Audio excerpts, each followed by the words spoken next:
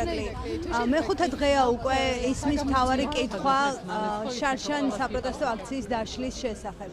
რატომ არ ამბობთ რა ნივთიერება იყო შარშან გამოყენებული? რაც შეეხება უმაღლეს განათლების რეფორმას და კონკრეტულად დაფინანსების საკითხს, ჩვენ ჰქონდა მნიშვნელოვანი შეკრება, განვიხილეთ ეს საკითხი მთავრობის ფორმატშიც და პოლიტიკური საბჭოს ფორმატშიც და მივიღეთ გადაწყვეტილება იმასთან დაკავშირებით, რომ შემდეგი მიღებიდან 2026 წლის მიღებიდან უკვე სტუდენტებისთვის სახელმწიფო უნივერსიტეტში სწავლა იქნება სრულიად უფასო, ანუ ვინც ჩააბარებს მომდევნო წლიდან და მის შემდეგ წლებში უმაღლეს სასწავლებლებში, სახელმწიფო სასწავლებლებში ყველასთვის სწავლა იქნება უფასო. რა თქმა უნდა, ეს არის ძალიან მნიშვნელოვანი ცვლილება და ეტაპობრივად, რა თქმა უნდა, ეს ცვლილება დაინერგება სახელმწიფო საუნივერსიტეტო სისტემაში. ბატონო ირაკლი, მეხუთე დღეა უკვე ისმის მთავარი კითხვა, რაზეც არ გვაქვს პასუხი. ბატონო ირაკლი, თქვენ თქვით, რომ ქიმიური ნივთიერება იყო გამოყენებული. რატომ არ ამბობთ უკვე მეხუთე დღეა რა ნივთიერება გამოიყენეს შარშან წყალთან ერთად წყლის ჭავლში მოქალაქეების დასარბევად? ბატონო ირაკლი, უკვე მეხუთე დღეა მთავარი კითხვა ისმის. სქემები როგორ მუშაობს, ხოლმე კარგად ვიცით, ზოგადად სპეცსამსახურის სქემები, სხვადასხვა ქვეყანაში, მათ შორის საქართველოში, როგორ მუშავდებოდა ეს სქემები, როგორ ხდებოდა მათი პრაქტიკაში გამოყენება. ამის მაგალითი იყო 5 რევოლუციის მცდელობა, რომელიც ჩვენ გამოვიარეთ გასული 4 წლის განმავლობაში. შესაბამისად, აქ ყველაფერი სადაც ხელის გულს ედავს, უბრალოდ ახალი ინფორმაცია ვრცელდება ხოლმე ამ ყველაფერთან დაკავშირებით. სწორედ რომ სპეცსამსახურების ხელწერით გავრცელდა ის სიუჟეტიც, რომელიც კონკრეტულ ტელევიზიამ BBC-მ გავრცელა. ყველა ძალიან კარგად მოიხსენება, რომ ეს არის აბსოლუტური აბსურდი. სტატისტიკად შეგიძლიათ ამოიღოთ იმ დღეებიდან, მაგალითად როგორი იყო მიმართვიანობის სტატისტიკა და რას უკავშირდებოდა ეს მიმართვიანობა. ეს არის აბსოლუტური აბსურდი. სპეცსამსახურების ხელწერით შეთითქმელი რაღაცა ტყუილი, ჩვეულებრივი ფეიკი. შესაბამისად, სერიოზულად ამის მიღება, რა თქმა უნდა, არ არის. აქედან გამომდინარე, ერთი დღე ჰქონდათ მცდელობა, რომ აჟიოტაჟი აეტეხათ ამასთან დაკავშირებით, თუმცა ესეც ვერ მოახერხეს. რაც შეეხება გამოძიებას, ეს არის ჩვენი პასუხისმგებლობა. მათ შორის უნდა გამოიკვეთოს იმ ადამიანების პასუხისმგებლობაც, რომლებიც μονაწილეობდნენ ამ ტყუილის გავრცელებაში. ხო, დანარჩენი ყველაფერი არის აბსურდი, ხო? ყველამ ძალიან კარგად გაიგო. აბსურდი არის. 5 დღეა კითხვა არის მთავარი რა ნივთიერება გამოიყენეს, რაც თქვენ დაადასტურეთ. კონკრეტული ნივთიერება, რომელიც იქნა გამოყენებული, ხო? რატომ იყო გამოყენებული და რა ნივთიერება იყო? ეს ნივთიერება, არ ვიცი, ამაზე ისაუბრებს ალბათ გამოძიება, მაგრამ კიდევ ერთხელ მოქალაქეების წინააღმდეგ რა ნივთიერება იყო გამოყენებული, არ იცის შინაგან საქმეთა სამინისტრო. 2009 წელს იქნა შეძენილი გარკვეული ნივთიერება, 2024 წელს გამოიყენეს მოქალაქეების წინააღმდეგ. გამოიყენებოდა როგორც 2009-ში 7-დან სხვადასხვა 2007 წელს, 8 წელს, 9 წელს, 10-ში და შემდეგ ჯერ 7-ში, მერე 9-ში. ორი სხვადასხვა შესყიდვა განხორციელდა. ანუ იცით რა ნივთიერება იყო გამოყენებული მოქალაქეების წინააღმდეგ. ეს არ არის ჩემი პრეროგატივა. თქვენ ხომ იცით? ბატონო ირაკლი, მთავარი კითხვა არის, რომელზეც პასუხი 5 დღე არ გვაქვს. მე 2019-ში 20 და შემდეგ გამოიყენებოდა კონკრეტული ნივთიერება, რომელიც იქნა შეძენილი 2007 და 2009 წლებში. სასკანდალო აღარაფერი აღარ დარჩა. კითხვა არის, სკანდალი არა, კითხვა არის, რომელზეც პასუხი არ გვაქვს. რა გამოიყენეს? კონკრეტულ დასკვნებს გამოიტანს, მაგრამ თქვენთვის სასკანდალო არაფერი არ არის, მით უმეტეს რომ ეს ნივთიერება შეძენილი იქნა თქვენი. არავით არის სკანდალის მცდელობა. ბატონო ირაკლი, კითხვას დაგისვამთ, თუ შეიძლება. 5 დღეა ვსვამთ ამ კითხვას. თქვენ რამდენიმე დღის წინ დაგვიდასტურეთ, რომ ნივთიერებები იყო გამოყენებული. თუ შეიძლება ეს თემა მაღალჩინოსნები ადესტურებენ. არაერთხელ ევროპაშიც და უკრაინაშიც არასამთავრობო ორგანიზაციები იყვნენ კონკრეტული მიზნის მისაღწევად გამოყენებულები. აი ეს განცხადება, ეს კონკრეტული აღიარებები კიდევ ერთხელ ამყარებს თუ არა იმას, რასაც თქვენ აქამდე ამბობდით და რასაც თქვენი ოპონენტები ამბობდნენ, რომ ეს იყო გამოყენებული. რა თქმა უნდა, ამ შემთხვევაში საუბარია სპეცსამსახურების ჩართულობაზე, მანამდე ჩვენ საუბრობდით იგივე USAID-ის და NED-ის ჩართულობაზე და ეს დაადასტურა ტრამპის ადმინისტრაციამ, როგორ ხდებოდა მტრული მიზნებით კონკრეტული სქემების გამოყენება, მათ შორის ჩვენი სახელმწიფოს წინააღმდეგ. ხო, თქვენ გახსოვთ რა მხოლოდ აჟიოტაჟი ატახეს, როდესაც ჩვენ დავაინიციირეთ გამჭვირვალობის შესახებ კანონი. რეალურად დღეს უკვე ამერიკული ადმინისტრაცია, მისი წარმომადგენლები ადასტურებენ, რომ კონკრეტული მექანიზმები, უცხოური დაფინანსების მექანიზმები გამოიყენებოდა მტრული საქმიანობისთვის გახსოვდეს ჩვენი ეროვნული ინტერესების წინააღმდეგ. და კიდევ ერთხელ მინდა შეგახსენოთ ის სამარცხვინო აჟიოტაჟი, რომელიც მაშინ შექმნეს ხელოვნურად კონკრეტულმა ელჩებმა, კონკრეტულმა მედია საშუალებებმა, კონკრეტულმა პოლიტიკურმა პარტიებმა, კონკრეტულმა NGO-ებმა, ეს იყო მტრული საქმიანობა საქართველოს სტრატეგიული ეროვნული ინტერესების წინააღმდეგ. რა თქმა უნდა, ეს ინფორმაციაც, რომელიც გავრცელდა კონკრეტული მაღალჩინოსის მხრიდან, არის კიდევ ერთი დადასტურება იმისა, რომ საქართველოს წინააღმდეგ, საქართველოს ეროვნული ინტერესების წინააღმდეგ გამოიყენებოდა კონკრეტული სქემები, მათ შორის სპეცსამსახურების შართულობით და მათ შორის კონკრეტული ორგანიზაციების შართულობით. ბატონო ირაკლი, შეიძლება მეც მიპასუხეთ. ბატონო ირაკლი, რამდენიმე დღის წინ თქვენ თქვით, რომ შარშან წყალში იყო გარეული ქიმიური ნივთიერება. იცოდა თუ არა შინაგან საქმეთა სამინისტრომ რას ურევდა წყალში? ეს არის BBC სიუჟეტი არის სკანდალის შექმნის იაფასიანი მცდელობა, რომელიც ერთ დღეში ჩაიშალა. კითხვას აჩენს ბატონო ირაკლი და კითხვაზე არ გვაქვს პასუხი. მაშინ გითხარით ამ კითხვაზე პასუხი ყველაფერს დაასრულებდა. თქვენ ხართ ამ ხელოვნური სკანდალის თანამონაწილე. რეალურად საზოგადოება იცის ყველაფერი რასთან დაკავშირებით. რა იცის, არეუბნებით რა გამოიყენეთ, რითი მოიწამლა ხალხი არ იცის. მიმართვიანობაც კი არ იყო.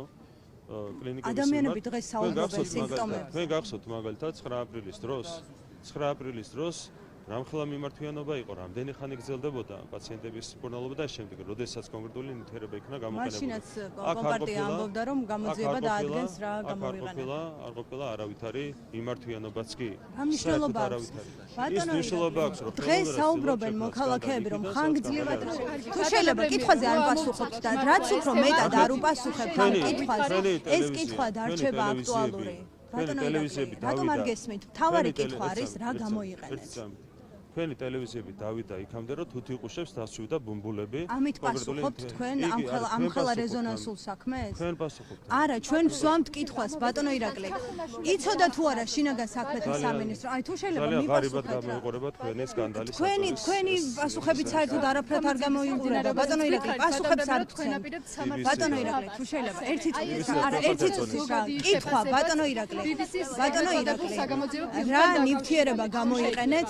რატომ არ პასუხობთ? თუ კი იცით რომ აკრძალული არ იყო გამოყენებული, გითხარით რა გამოიყენეთ? შესწავლით განხორციელდა ეს დასკვნები, რაც არის და შესაბამისად არ არის საერთო არასაკმარის ზეგრებისთვის. აი, რას ნიშნავს აი ეს დასკვნები? ხო, მე არ ვიცოდი და თან გაირკვა რომ მამაშვილი ჩახუნაშვილების სამეცნიერო სტატია თურმე იწყება პოლიტიკური აბზაცებით და განცხადებებით. ხო, ეს ყველაფერი რა თქმა უნდა BBC როცა ეყნობა ზოგადად მამაშვილ ჩახუნაშვილებს დოკუმენტს ეყრდნობა. ძალიან კარგად რომელიც დაადასტურათ. მამაშვილ ჩახუნაშვილებს როცა ეყრდნობა BBC, ეს უკვე ტრაგიკულ მდგომარეობას მიუთითებს, რაც არის შექმნილი ამ კონკრეტულ ტელევიზიაში, ხო?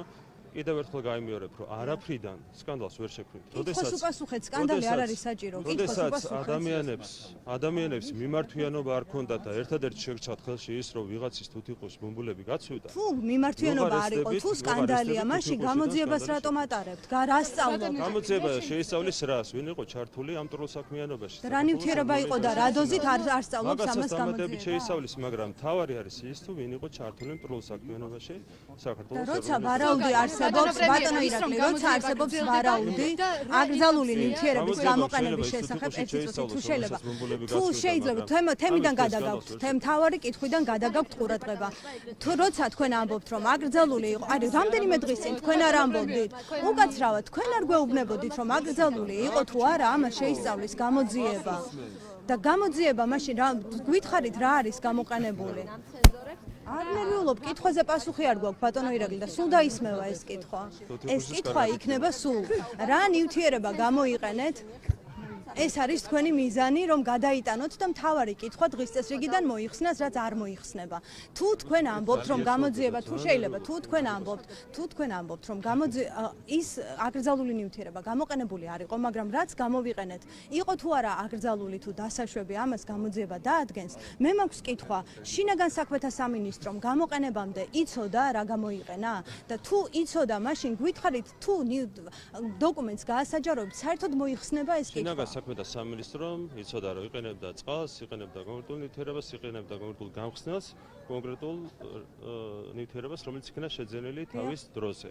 დანარჩენს გამოძიება შეისწავლეს, მაგრამ მინდა დაგარწმუნოთ, რომ ერთ-ერთი არ ვიცი, შეიძლება თქვენი პარტიის კონკრეტულ ლიდერებს, მაგალითად ვანო მერაბიშვილს შეექმნას გარკვეული პრობლემა, თუ მან შეიძინა რაღაც ისეთი, რაც არ უნდა შეეძინა თეორიულად ლაპარაკობ ამაზე. შეიძლება ქვეყანაში არსებობდეს კონკრეტული ნივთიერებები, მაგრამ მისი გამოყენება მომიტინგეების წინააღმდეგ იყო თუ არა მისი გამოყენება. ბატონო ირაკლი, თქვენ ელოდებით ბატონო ირაკლი, ძალიან კარგად მოგეხსენებათ ვინ არიან ეს ეგრეთ წოდებული ფაქტ-ჩეკერები. ესეც იყო სპეცსამსახურების მიერ დამუშავებული სქემა და მთელი ნონსენსი ამ ყველაფერში მდგომარეობს რაში, რომ ორგანიზაციებს, რომლებსაც ეწოდებათ ფაქტების გადამოწმებაზე პასუხისმგებელი ორგანიზაციები თავად ავრცელებდნენ და დღემდე ავრცელებენ ყვილებს. ეს არის სპეცსამსახურების მიერ დამუშავებული ჩვეულებრივი სქემა და სწორედ რომ ნაცმოძრაობის წიაღიდან წამოსული ადამიანების საფუძველზე შეიქმნა სპეცსამსახურების მიერ საქართველოში ეს სქემა. ნუ აქედან გამომდინარე ყველაფერი არის ნათელი მასთან დაკავშირებით. ნუ ასეთ ადამიანებს ზოგადად ვიზები არ ეკუთვნით და თუ ეს მიდგომა აქვს სახელმწიფო დეპარტამენტს, ეს არის ძალიან კარგი. ისიც რამე დაკითხოთ BBC-ს სასამართლოში აღარ უჩივით? ოპოზიცია ამბობს, რომ აგრძელებს ამ მიმართულებით მუშაობას და აუცილებლად მიიღებს ამერიკის შეერთებული შტატები ამ მეგობარს. თქვენ ხედავთ თუ არა ამის პერსპექტივას, რომ მეგობარი აქტი მიიღოს შეერთებული შტატებმა? ნახეთ, ჩვენ რა თქმა უნდა იმედი გვაქვს, რომ მთლიანობაში შეიძლება ამერიკული ხელისუფლების დამოკიდებულება საქართველოს მიმართ. ეს არის ზოგადი ოპტიმიზმი, რომელიც შეგვიძლია გამოვხატოთ ჩვენ მოთმინებით ველოდებით, რა თქმა უნდა, მათ პოზიციას საქართველოსთან მიმართებით და იმედი გვაქვს, რომ ის აბსოლუტურად უხეში და უსამართლო დამოკიდებულება, რომელიც იყო 2024 წლამდე შეიცვლება ახალი მიდგომებით. რაც ხდება კონკრეტულ აქტებს, ამას არ აქვს არსებითი მნიშვნელობა. ჩვენ მთავარია რომ გვაქვს კონკრეტული განაცხადი გაკეთებული ამერიკის შეერთებული შტატების მიმართ და ველოდებით საპასუხო რეაქციას მიმოქმედებით იმის მიხედვით როგორ იქნება საპასუხო რეაქცია. ბატონო ირაკლი, ტელეკომპანია BBC-ს აპირებს თუ არა რომ უჩივლოთ საერთაშორისო საფრანგეთს. სამართლებრივი დავა ეს ბატონო ირაკლი, რომ უკვე არა მარტო ექსტრემის, არამედ პირდაპირ ტერორისტსაც უკვე ხელს აფარებენ. როგორც შიდა პოლიტიკური ძალები, ასევე მათი მფარველი გარე პოლიტიკური ძალები. კიდევ ერთხელ გავიმეორებ, რომ ექსტრემიზმიდან უკვე ტერორიზმის გამართლებაზე გადავიდნენ და ამისთვის ხელის დაფარებაზე გადავიდნენ. ეს აჩვენებს, რა თქმა უნდა, მათ სახეს. ბუნებრივია ასეთი ფაქტები კიდევ უფრო მეტად ამაგრებს იმ სარჩელს, რომელიც არის წარდგენილი საქართველოს საგარეო სასამართლოში. ბატონო ირაკლი, თუ მერაბიშვილმა 2009 წელს იყიდა რაღაც ნივთიერება, რომლის რაობას თქვენ ჩვენც გვიპასუხეთ თუ შეიძლება? არის შემთხვევები, როდესაც არასრულწლოვანები ჩადიან კონკრეტულ დანაშაულებს და ამასთან დაკავშირებით არის საჭირო შესაბამისი რეაგირება და ამის მექანიზმები არის გათვალისწინებული სისხლის სამინის კანონმდებლობაში და ზოგადად კანონმდებლობაში და ჩვენთვის თავარი არის რა, რომ ბავშვები, რომლებსაც რთავენ კრიმინალურ საქმიანობაში მაქსიმალურად ავარიდოთ ასეთ საქმიანობას, ეს არის სწორედ პრევენციული მიზანი, რომელიც არის ახალ კანონმდებლობაში. ბატონო ირაკლი, როცა ბანო მერაბიშვილზე საუბრობთ და ამბობთ, რომ 2007-ში იყო შეძენილი ეს ნივთიერება. მე მისმენთ ხომ ახლა 2007-ში და 2009-ში შეიძინა ბანო მერაბიშვილმა ეს ნივთიერება. მაშინ აგვირჩიეთ ვის უსმენთ? სამხმაში ლაპარაკობ. ზოგადად გეტყვით ამ საქმესთან დაკავშირებით. კიდევ ერთხელ სკანდალი უკვე ჩაშლილია. რაც ხდება გამოძიებას სხვადასხვა მიმართულებით წარიმართება, მათ შორის ეროვნული ინტერესების აზიანო საქმიანობაში ვინ იყო ჩართული, შეგინებულად ავრცელებდნენ ისინი ამ ცრუ ინფორმაციას თუ რასაკეთებდნენ და ამ შემდეგ ამ ყველაფერს გაეცემა პასუხი. ინტერვიუს მიცემა ეროვნული საქმიანობის წინააღმდეგ. ბატონო ირაკლი, თუ შეიძლება გითხრათ, ბანო მერაბიშვილმა 2007-ში თუ 2009-ში იყიდა ეს გარკვეული ნივთიერება, რაც შეიძლება გამოყენებული იყო 24 წლის აქციებზე. თუ კი ბანო მერაბიშვილმა იყიდა და თქვენ ამას აქცენტირებთ, უშვებთ თუ არა შესაძლებლობას, რომ შეიძლება გამოსაყენებლად დაუშვებელი ნივთიერება ქონდა შეძენილი და შემდგომ თქვენ გამოიყენეთ. ეს ამას უშვებთ? არ ვიცი, ეს თქვენ უნდა იმშელოთ. თქვენ საუბრობთ ბანო მერაბიშვილზე და რატომ საუბრობთ? თქვენ უნდა ნერვიულობდეთ თქვენი პარტიის ლიდერზე. ჩვენ ბანო მერაბიშვილზე არ ნერვიულობთ. გამოძიება შესაბამისად 7-დან წარიმართება. 7-დან წარიმართება. თქვენ უშვებთ, რომ მას ქვეყანას მაშინ შეესყიდა აკრძალული ნივთიერება. შეგიძლიათ ინერვიულად ანომერაბიშვილის ბერთან დაკავშირებით. ბატონო ირაკლი, გამოყენებამდე შინაგან საქმეთა სამინისტრომ იცოდა თეორიულად, ნახეთ თეორიულად შეიძლება დადგეს ანომერაბიშვილის პასუხისმგებლობა, შოთა უტიაშვილის პასუხისმგებლობა და შინაგან საქმეთა სამინისტროს არა რა შუაშია. ეს ნივთიერება თუ კი არ იყო და გამოსაყენებლად დასაშვები. ეს ის ანუ ბატონო ირაკლი, კავშირი როცა ურევენ რამეს ხომ იცის შესაძლოა რას იყენებს? შესაძლოა იცის რომ ხვნილს იყენებს და ხვნილის შემცველობასთან დაკავშირებით 2007 წელს და 2009 წელს იქნა მიღებული გადაწყვეტილება. და რა ფხვნილია ამას ახლა იძიებს გამოძიება ის გითხარით. სუსი ახლა იძიებს რა ფხვნილი გამოიყენეს? ფხვნილის სწავლა ახლა ხდება? ერთ რამეს გეტყვით კიდევ ერთხელ მოკლედ. ფხვნილის დამთავრებულია. არ წახვიდეთ. კითხვები არსებობს. BBC-ზეც მაქვს კითხვა საერთაშორისო ეს BBC-ს მიერ სპეცსამსახურების ხელწერით შექმნილი ხელოვნური სკანდალის საფრის მუშტივით გასა. საერთაშორისო მართლმსაჯულება რაც დაანონსეთ პირველ დღეს, აღარ უჩივით BBC-ს. BBC-ს საერთაშორისო დავას იწყებთ BBC-ს წინააღმდეგ. დაადასტურა ის რომ ის ფხვნილი და სხვა საშუალებები, რომლებიც იქნა გამოყენებული, შეძენილი იქნა დიახ 2009 წელს და 2007 წელს. რა ფხვნილი იყო იცოდა ვახტანგ გომელაურმა?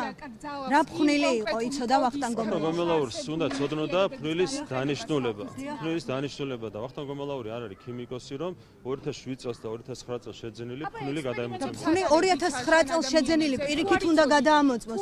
ბატონო ირაკლი, 2009 წელს შეძენილ ფხვნილს შეიძლება ვარგისიანობის ვადაც ჰქონდეს ამოწურული. ანუ ეს არ უნდა იყოს შემოწმებული. სკანდალი ჩაიშალა, დანარჩენს გეტყვით. უჩივით BBC-ს, არა